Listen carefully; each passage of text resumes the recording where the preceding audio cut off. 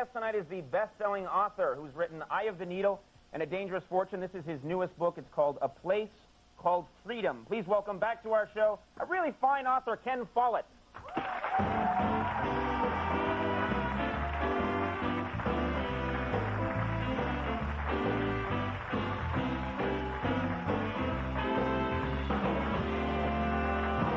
How can I follow that? Let's go. Up on the desk. Come on. Come on. I bought a new tie in Harrods for this show. I thought that would be exciting. Yeah, we're going to try and talk about a book now, yeah. This image bashing through our Boy. heads. Oh, I love this You're job. still perspiring. Yes, I am. Yes, I am. Feeling no pain. How are you? Did they pay you to do this as well? Yes. I get paid for all of it. It's so sick. I know. It's fantastic. She's tall, too. This could just be guy talk. No, forget the book. Hey, she's a real looker, huh? No, she was like 8 feet tall. She was very tall. Frightening, actually. Let's talk about the book. This is exciting. You've written a book now, and this is actually a little different for you, because I think it's hard. You know, a lot of novelists like yourself who wrote a lot about spies and intrigue. The Cold War's over, and this book is about something different, right? I mean, it's hard to write about Russians versus Americans now, or it's trickier. Well, yeah, I stopped about a year before the Berlin Wall fell down, and people said that, boy, that was smart. Follett knew, you know, that this was going to happen. Needless to say, it was coincidence. Maybe that was the reason, actually. He said, I'm not going to write about this anymore, and the whole Cold War collapsed as a result. It's your doing. I just have to write about something that enchants me, some subject, some background that I find is intriguing, because I figure if I find it enchanting, then I can make it enchanting for the readers. Now, this is about the American colonies in the 1700s, is that right? Yeah, it's kind of a forgotten moment in American history when, people who were convicted of crimes in England were shipped here as a punishment.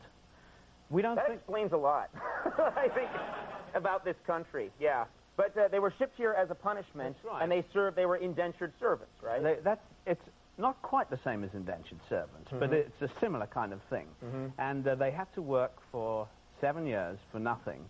And a lot of them died. They were very badly treated. They were effectively slaves. And it struck me when I found out about it as a tremendously dramatic background for a novel. And I hope you like it. Oh, yeah. Well, this is about... So the characters here... It's taking place in Virginia, is that correct? Finishes in Virginia. Well, you're not from this country. What was your research? Did you actually drive around Virginia much, or look around? Yeah, I spent a long time. I drove 1,000 miles in Virginia, following the route that the two main characters take as they head for the Cumberland Gap. You drove 1,000 miles in Virginia? Yeah. So this is pretty much just a circle you were doing for a while. Not good research. It was just 6 more laps and I think I'm done. I'll be on my way. So you drove around Virginia to sort of get a feel of America. Have you been across the country at all? Have you ever taken a road trip across America? Well, not by road, but just recently, just last week, I went by train all across America. Started in Buffalo, New York, and went all the way to San Francisco on a train. It was a wonderful experience, because you don't know how big America is until you've gone across it at 50 miles an hour. Try walking it. It's even bigger then, yeah. Well, so what was... States are huge. Nebraska. Apparently people have been known on entering Nebraska to burst into tears at the thought of how long it's going to be before they leave. I've heard that's true, yeah. That's actually the state logo, yeah. It's their slogan. You'll burst into tears. I thought... The weeping state. And so... I thought the slogan was, bring something to do. That's a good bumper sticker. They should have that. So you were just riding in a train? I mean, that can get uncomfortable. I mean, the snack car is fun, but just hanging out in a train for... It was kind of a special thing, because a friend of mine who's a businessman in Buffalo has his own private rail car. And you may not know this, but if you have your own rail car, you can attach it to just about any Amtrak train. And so you have to tell the train beforehand, or you can just... click. What the hell are you doing back here? Hey, what's the big deal? Take it easy, pal. Really? We figured they wouldn't notice another carriage. What is this private car? What is that? It sounds like the Wild Wild West. A lot of people, yeah. You hitch a private car in the back? Yeah. Was it fancy? It's very fancy, yeah. A lot of people in this country do that. They buy old rail cars and they refurbish them and put carpets and so on.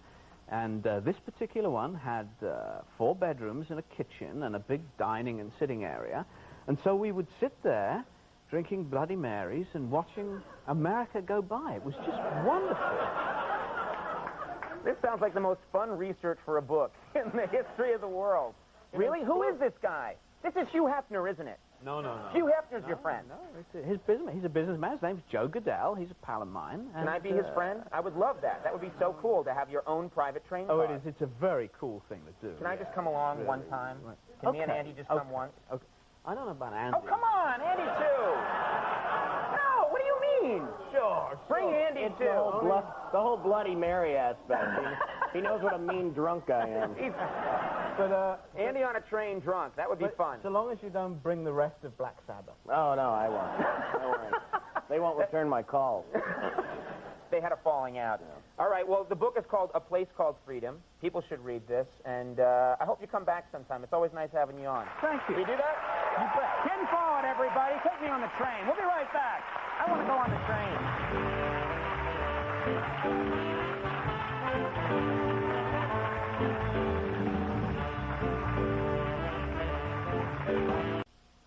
Ladies and gentlemen, that is our show for the night. I want to thank all my guests. Good night. We'll see you tomorrow. Bye-bye.